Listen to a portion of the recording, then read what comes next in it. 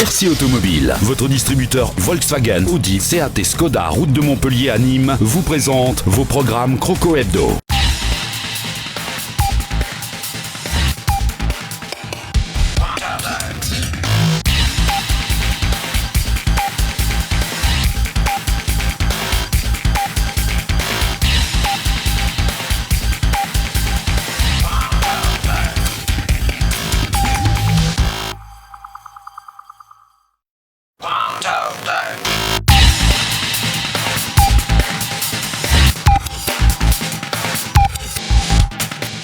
Le Nîmes Olympique n'a pas à rougir de sa troisième défaite à l'extérieur de la saison. Sur la pelouse de Bollaert, les footballeurs gardois ont joué avec ambition et inspiration, ne parvenant toutefois pas à convertir en but l'une des nombreuses occasions entrevues entre les pieds de Riyad Nouri et de Samir Benmeziane. Un manque de réalisme que les Crocos ont fini par payer cher. La perte de balle et la passe décisive involontaire de Pierre Boubi à Adamo Koulibaly réduisant à néant les efforts déployés pendant 85 minutes. À la fin du match, quand tu rentres au vestiaire, on en a parlé un peu dans le vestiaire. Et je pense que le cri de tout le monde dans le vestiaire, c'était pas l'erreur qu'il a faite, c'est surtout de ne pas avoir marqué des buts. Parce que c'est vrai qu'on tire souvent sur les défenseurs, sur les milieux parce qu'ils font une erreur. Mais quand dans un match, tu as 5 occasions nettes et puis tu les mets pas au fond, à un moment donné, ça peut aussi, de l'autre côté, à mes défenseurs, de faire une erreur. Malheureusement, quand un gardien ou un défenseur fait une erreur, très souvent, il y a un but. Que l'autre côté, quand l'avant-centre rate, malheureusement, il n'y a personne pour rattraper le coup. Le ballon est dehors ou dans les bras du gardien, ou il est sauvé sur la ligne. Et donc, on repart à zéro. On y tient moins. Dans l'importance du résultat, on y tient moins compte. Donc il faut rester un petit peu lucide et puis se dire que c'est malheureux, on est tous peinés parce que avec tous les efforts qu'on a fait dans ce match, on n'est pas récompensé. C'est le match suivant où on sera récompensé. Je crois que ça fait quand même quelques résultats à l'extérieur où on est frustré parce qu'on produit du jeu, on est solide, on a les occasions, on les met pas et puis après on prend un but sur une erreur quoi. Donc c'est vrai que c'est frustrant, c'est dommage, on a des regrets, mais après il faut s'appuyer sur ce qu'il y a de positif et puis gommer ces petites erreurs et puis appuyer nos actions pour qu'on arrive à ouvrir le score. Se montrer plus régulier et efficace devant les buts, une nécessité pour le Nîmes Olympique. Avec 14 buts inscrits depuis le début de saison, contre 18 encaissés, les Crocos présentent pourtant la meilleure 7e attaque du championnat.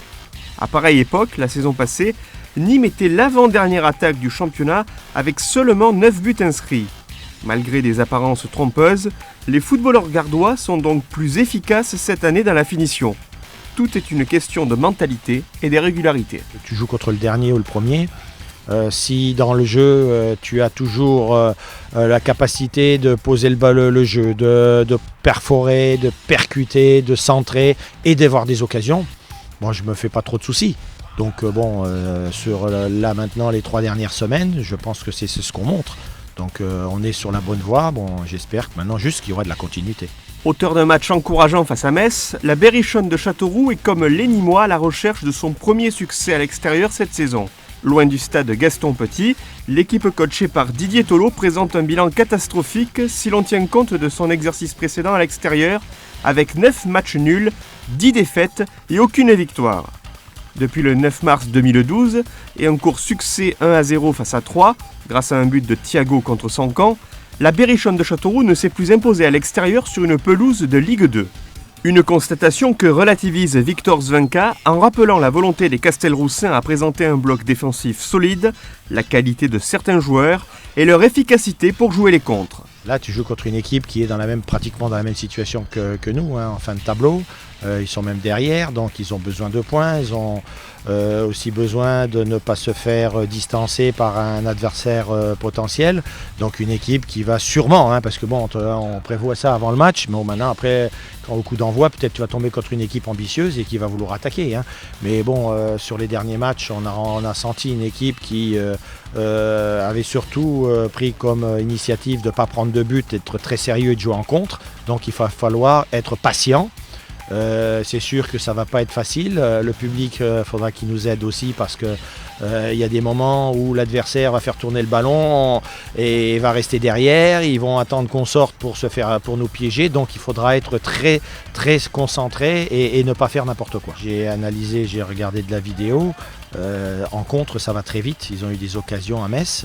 Ils auraient pu faire autre chose que 1-0. Bon, maintenant, Metz aussi a eu beaucoup d'occasions. Donc c'est un match qui va peut-être pu se terminer 3-2. Mais je crois que sur l'ensemble, Metz méritait de gagner.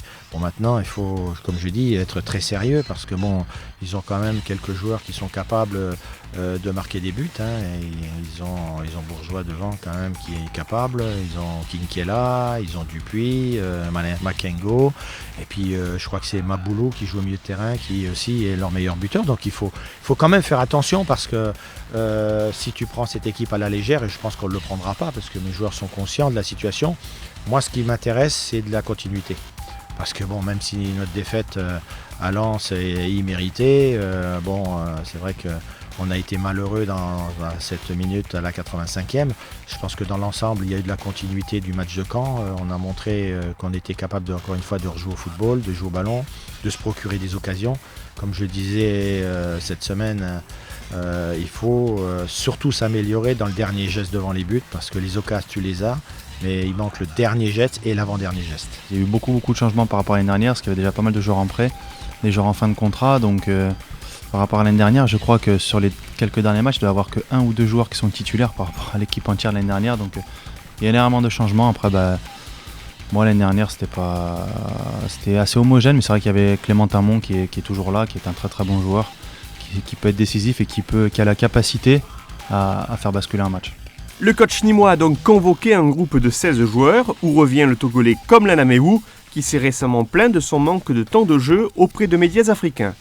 Il pallie l'absence de Mohamed Ben Yahya, victime d'une entorse de la cheville.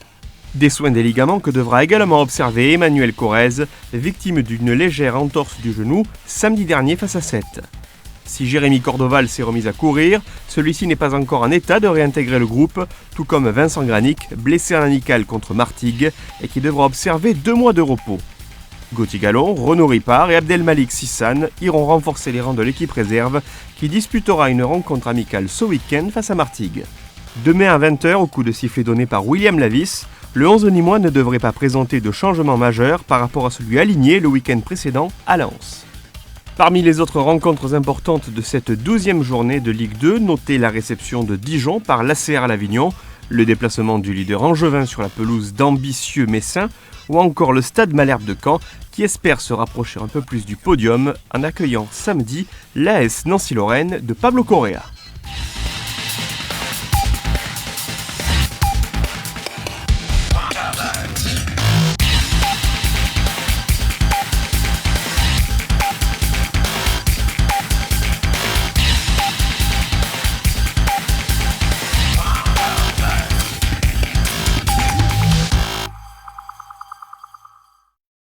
RC Automobile, votre distributeur Volkswagen, Audi, Seat et Skoda, route de Montpellier à Nîmes, vous a présenté vos programmes Croco Hebdo.